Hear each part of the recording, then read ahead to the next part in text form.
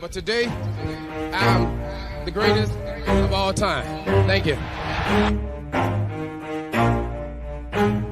Never stop, I'll get it if I want it. Gotta make to myself a promise. I won't quit, keep going till I got it. I won't give up till I'm on top. Yo, no, I ain't the type to give up. If I do something, man, I do it till I get what I want. I turn a business out of nothing into something I love. I got a poker face, but honestly, I'm not one to bluff. I flip a switch, never miss, man, I always stay up. Don't let them see you, always have a plan to stay tough. This life ahead of you ain't easy, it was built to be rough. But that's what makes a personality, is tragedy, bruh. So keep your head on your shoulders. Now we ain't out here moving rocks, we out here moving boulders. Now we ain't getting posterized, we out here making posters. And we ain't got nothing to hide, we move forward like soldiers. You better wake up for the pay stub, or you'll pay up. Don't make love to the game, bruh, fuck the game up. Change up, rearrange stuff to your greatness. Same us for the way up, play the game, bruh. Never stop, I'll get it if I want it. Gotta make to myself a promise. I won't quit, keep going till I got it. I won't give up till I'm on top, yeah. You know I'm always honest, there ain't no way I'll never stop it. I won't quit, keep going till I got it. I won't give up till I'm on top, I'm always flirting with pain, she likes to hurt me and maim. I'm always working to change, but she's still lurking the same. I keep on building a dynasty while the haters be trying me, but they hate from inside. All right, what's going on, everyone? Welcome to another special edition of Unscripted here on the Elite Sports and Entertainment Network. I'm your host and producer this afternoon, Logan Landers, and join me to talk about some Black Monday coaches being fired on the bubble and who we think could replace them. Our stat guy, Dustin Reese. Dustin, say what's up to the people. 14 teams see their season continue, 18 teams don't. And yeah, several teams already are looking for a head coach, with probably a handful more possibly to follow. All right, I got you. Yeah, we're definitely going to get into this, man. It's an unfortunate day for obviously the coaches who are being let go. For the fans of these teams, they are rejoiced for the most part. Glad to see a change is coming to their professional football team. And we're going to get into all of the people who have been fired at the moment. At the time we're recording this, just after 1 o'clock Eastern on Monday, January the 8th. Obviously, more could happen, but we're going off what we know so far. So, Dustin, I guess let's just go into what has happened this morning and all, and that is 2 coaches being fired. Let's talk about the first one, the Atlanta Falcons. This happened late night. He didn't even get back. He didn't even get back into the facility before he was fired. No. He already probably had his bags packed and was ready to go back to Memphis. And that is Arthur Smith, as we know, former now head coach of the Atlanta Falcons. 3 seasons there, compiled a record of 21-30. And you could say this, Dustin, he was consistent, finishing 7-10 in all 3 seasons and missing the playoffs in all 3. As we know, they lost the other night to the New Orleans Saints in a game that honestly people are going to forget that it was tied at halftime, 17-17. Yeah. Because that is when I stopped watching. I went to go do some errands, and when I checked the score later on that night, I'm like, what happened here? The team looked good that first half, and then it just all fell apart at halftime. I don't know what happened. They just couldn't get anything going. But nonetheless, Arthur Smith, Dustin, is no longer going to be coaching the Atlanta Falcons. And the Falcons just trying to get back to 500, honestly, since their Super Bowl run all those years ago. So what were your thoughts on the firing? Were you surprised? And who do you think potentially take over in that Atlanta starting job? I mean, not surprising at all. This was one of those teams when you looked at the amount of talent that they had. A lot of people had the Atlanta Falcons winning the NFC South this year. I honestly was one of them. You look at what's happened since Arthur Smith has been there. His first year there, he had basically an aging Matt Ryan who was nearing the end of his career, so he inherited what the old head coach basically set in stone when he got there. Last year, he goes and drafts Desmond Ridder, brings in Marcus Mariota, and some of the pieces he thought was going to work offensively, it didn't work. This year, he commits to Desmond Ridder full-time, and lo and behold, the Desmond Ridder experience was short and sweet. It didn't work. I think everybody in Atlanta at this point feels that Desmond Ridder is definitely not the answer. So, yeah, his firing is definitely not a surprise. The bigger question is now, what is Atlanta going to do, especially at the quarterback position? And a lot of people want them to draft another quarterback, which I could see happening, but at the same time, I could also see Atlanta pursuing a veteran like a Russell Wilson, a Kirk Cousins, or somebody else that's had success in the NFL and could maybe be that placeholder. There's always that option for a possible Justin Fields trade as well, just because Justin Fields is from the Atlanta area, so it would make a ton of sense for him. But in terms of who is going to replace Arthur Smith, I think Eric Bieniemy is a great choice, and I think he honestly would be the perfect choice because he's an offensive-minded guy. Depending on what they do at the quarterback, they're going to want a brand new offensive system put in place, and I just think the Eric Bieniemy fit in Atlanta would be perfect. He deserves a head coaching job, and I think this is the year that he gets one should he decide he wants to try to get one. Yeah, and I was just curious. I was looking up just articles about some guys who could replace them, replace Arthur Smith, that is, in Atlanta. And some interesting names here, Dustin. I'll just run through them and just say, yes or no if you think they'd be a good fit. Let's start off with some of the guys who are a little bit more experienced, you could say, and kind of big names. First off, you have current coach of the Patriots, Bill Belichick. Yeah, no. All right. Well, that is quick. I mean, I don't think Belichick goes anywhere unless they have a proven quarterback. Because you saw what just happened with Bailey Zappi, what just happened with Mac Jones. Why would you want to put yourself in a similar position with Desmond Ridder or possibly another rookie should you draft one? Right. We got Michigan coach Jim Harbaugh. Same thing. I don't think he goes into that situation. No, that makes sense. All right. Oh, now we're getting to a guy you're very familiar with. That is Vikings defensive coordinator Brian Flores. Definitely an option. I do have other thoughts on that once we get further on in our show today, but I could see that happening. All right, we have Washington Commanders offensive coordinator Eric Bieniemy. Yep. I think that's I think that is the most logical. Most logical fit. A guy who's really had a really kind of a good season and has really kind of put his name out there. Offensive coordinator for the Lions, Ben Johnson.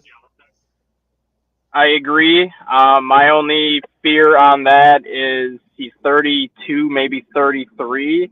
I kind of want to see him do what he did this season one more time before I would give him a head coaching job. Because this is his first official year as like a full-time coordinator. Right, and we'll wrap that up there. There's a lot more that get listed. Yeah. But yeah, so I think overall, not surprised by this move one bit. 3 consecutive seasons of under 500 football with the same record nonetheless. And this, honestly, Dustin, this was their best chance this season to win that NFC South. Oh, yeah. I mean, you look at the Buccaneers won the division at 9-8. It's not like they ran away with it by any means. No, and like and Tampa Bay was sitting at 5-6 at one point, and I think Atlanta was either 7-6 or 6-6. So Atlanta was in the driver's seat heading into December, and everyone's like, "Oh, this division is winnable." Yeah, well, no shit, because everyone else is terrible. And it was also just bad games. They lost games they should have. The games they should have won, they lost, and the games they should have lost, they won. So just nothing went right for them, and that is why Arthur Smith is out of there.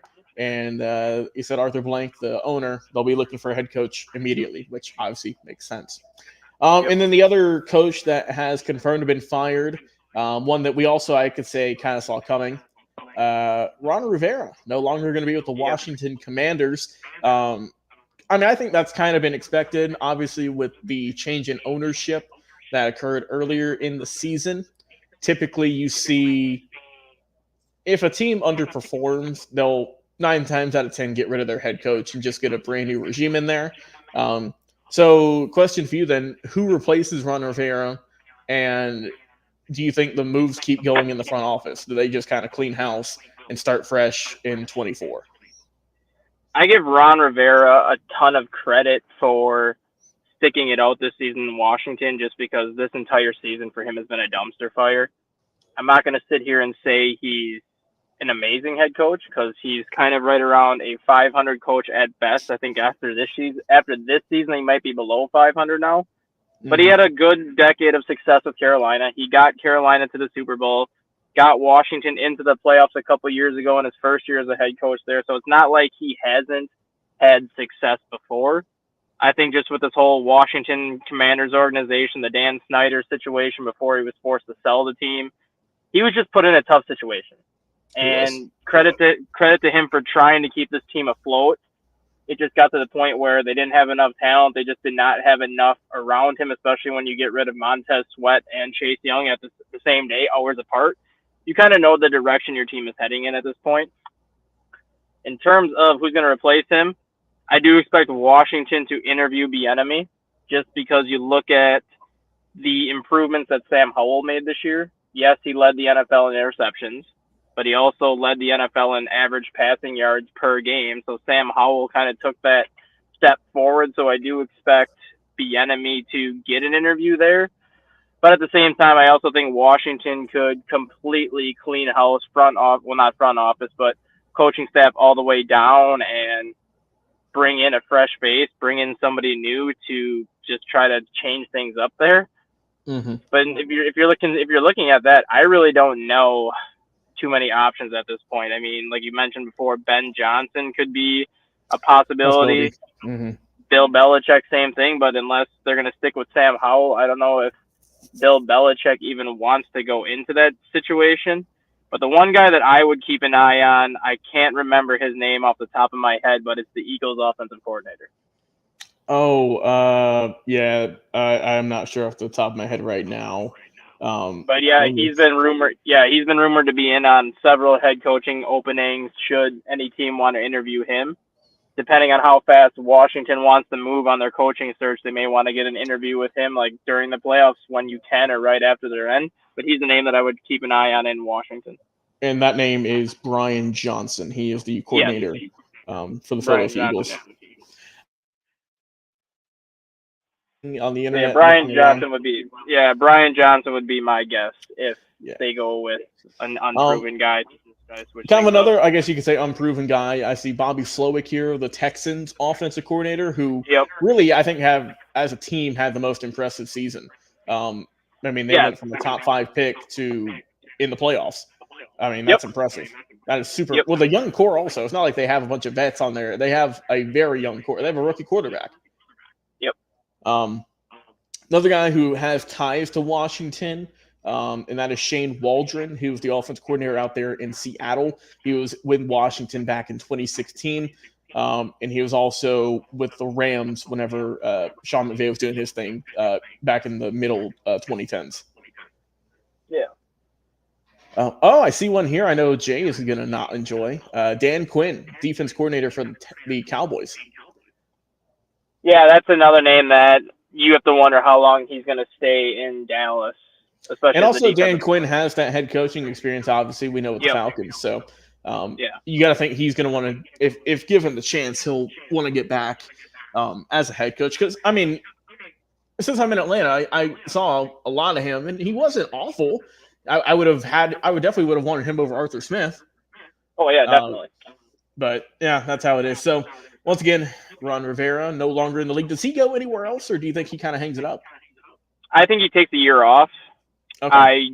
I do not think he will be a head coach ever again, but I could see him come back as a defensive coordinator because he's always been one of the better defensive coordinators when that's his primary role. Maybe a coordinator or like an analyst, you know what I mean? Yep. Because they sometimes hire guys on as offensive, defensive analyst or whatever.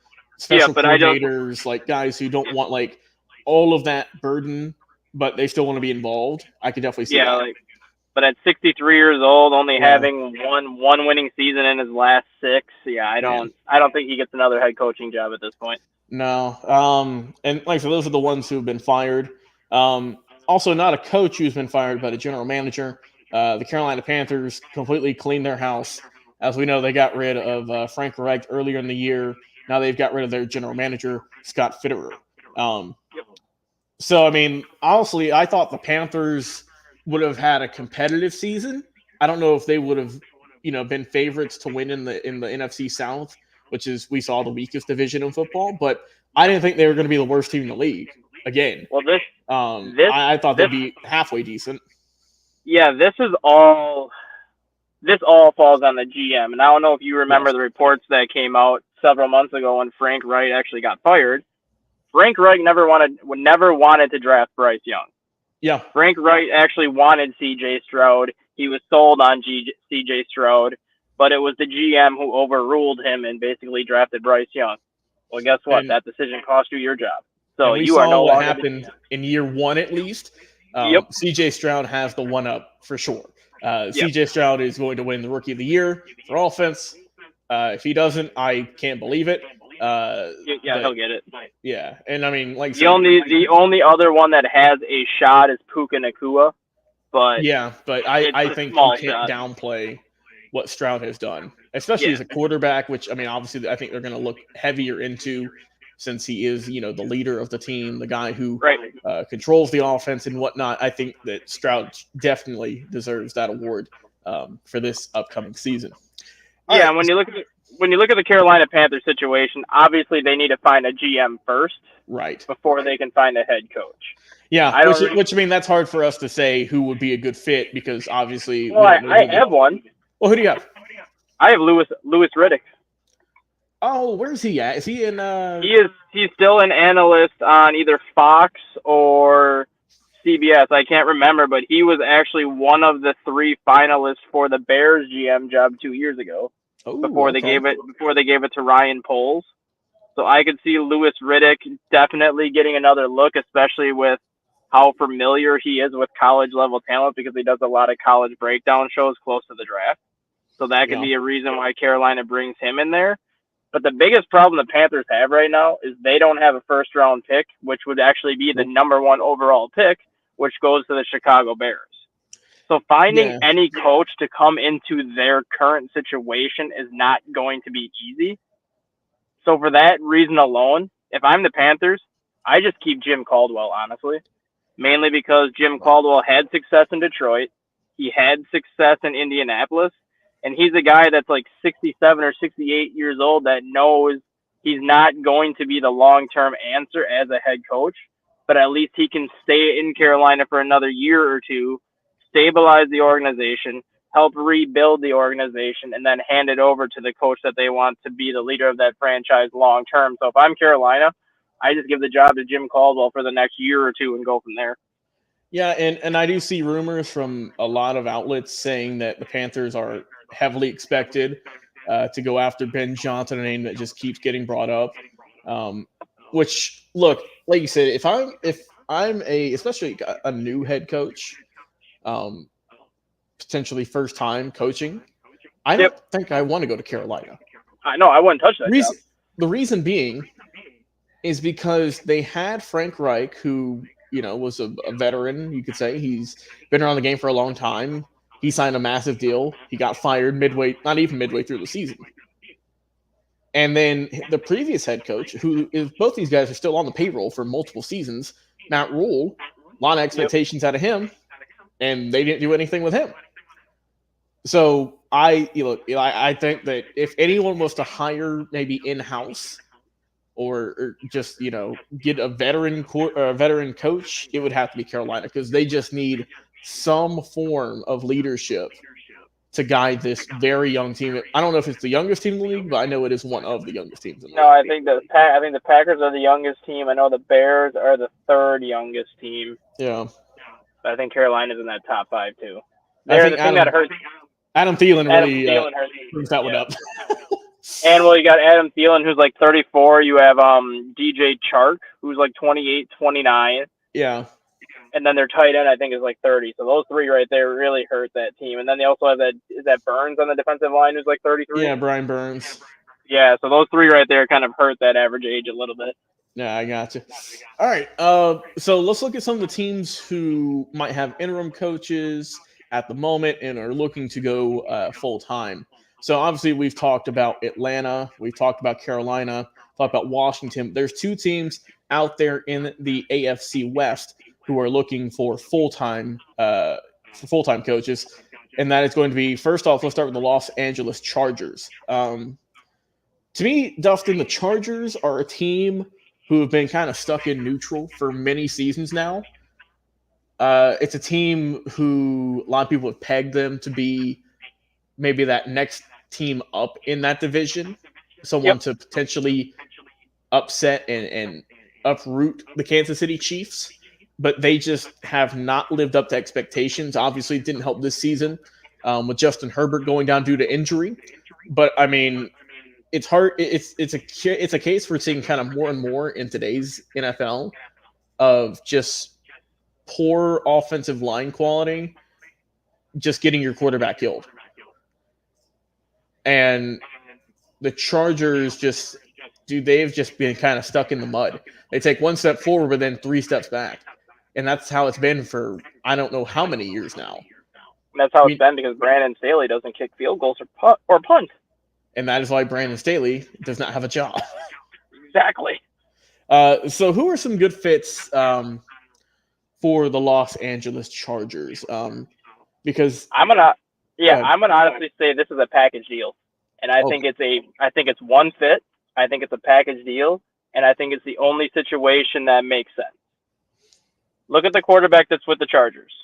You have a guy in Justin Herbert who has all the talent in the world to be an elite quarterback, all the talent in the world to be a top 5 quarterback, but it just seems like he hasn't had the guidance he's needed to get there, especially when you have Kellen Moore coming in as your offensive coordinator, because Kellen Moore is not ready now, proven that he's a joke of an offensive coordinator.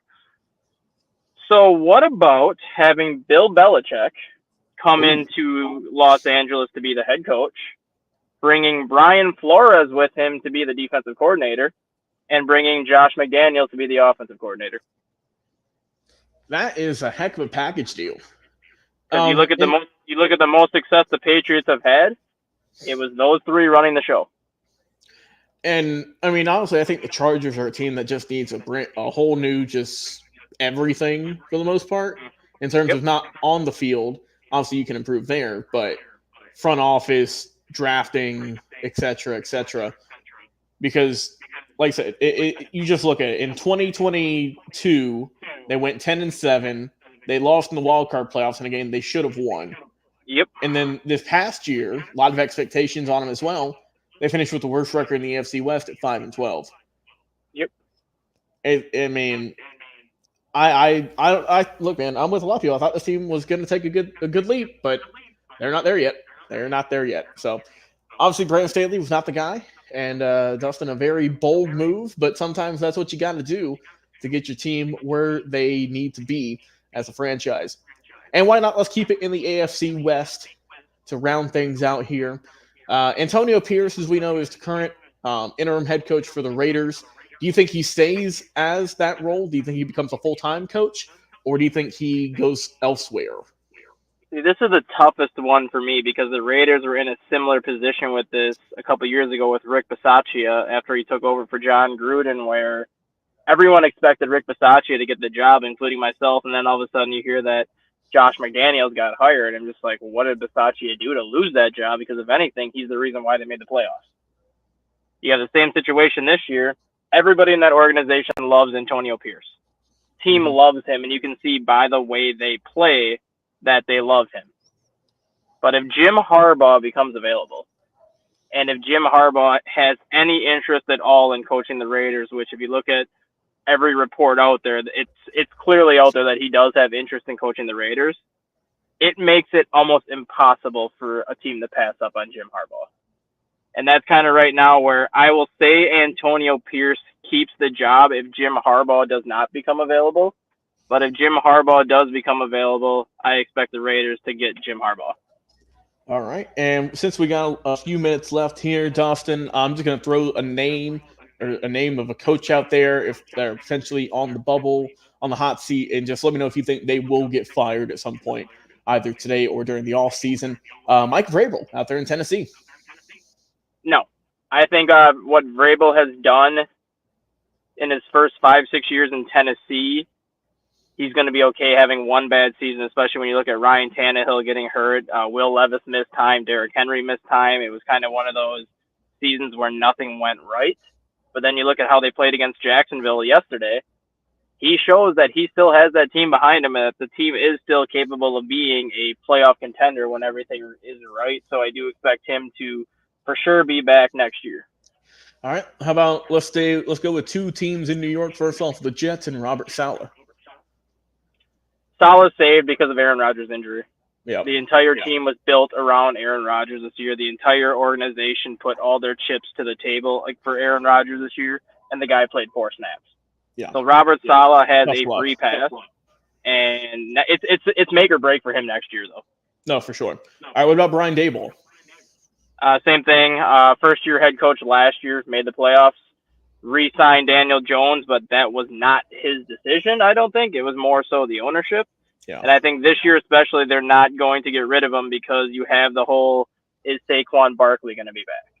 Well, if you get rid of Saquon Barkley, why in God's name would you fire Brian Daboll? Because whatever coach you're bringing in is not going to have Saquon Barkley. Well said. 2 more. First one's going to be Matt Eberflus. This is the toughest decision I think the team is going to have to make, mainly because it surrounds that number 1 pick. Yep. If the Bears are firmly believing that Justin Fields is the guy, then I do expect Matt Eberflus to be back for 1 more season, and I expect the Bears to trade that number 1 pick to somebody else that needs a quarterback. If they believe that Justin Fields is not the guy, then Jim Harbaugh to Chicago makes a ton of sense. Keeping that number 1 pick to draft a guy like Caleb Williams makes a ton of sense. And according to reports out of Chicago this morning, there should be a decision made within 48 hours as to whether or not Eberflus is going to be back and what the long-term future of that team will be. So this is another coach to keep an eye on the next couple days. And the final man you see on the screen, I know we've talked about him a little bit, but do you think it will 100% happen that the New England Patriots walk away from Bill Belichick after many Super Bowl rings, many playoff appearances, and they, for the first time in forever, get a brand new head coach? I do think Bill Belichick has done it with the GM duties. Okay. I don't think there is a foregone conclusion that you can keep him as the head coach and let him be the GM at this point, especially when you look at how much this team has struggled. Yep. But at the same, at the same time, knowing what this man has done for your franchise, he has earned the right to go out on his own terms. So I do think he is back as a head coach next year. And not only that, I expect the Patriots to draft a quarterback in this year's draft in the first round just to see if Tom Brady really was the reason why Bill Belichick was as successful as he was, or if it's more so that Bill Belichick has not had the right personnel since Tom Brady has left, because obviously Mac Jones was not the answer. Bailey Zappi's played better, but there's still questions as whether or not he's the long-term answer. Give Bill Belichick a quarterback. Give him either a veteran, like I said, if he goes to the Chargers with Justin Herbert, or let Bill Belichick have some input on the quarterback he wants this year and see what happens before you just to say, well, you've given us 20 great years. Here's the door. Don't let it hit you in the butt. Yeah, just get on out of here. I think Belichick stays on for as long as he can because, he's trying to get to that all-time wins record. Currently, he's at 302, and he's Don 14. Shula He's 14 away. 328. Wait, he's at 302 only?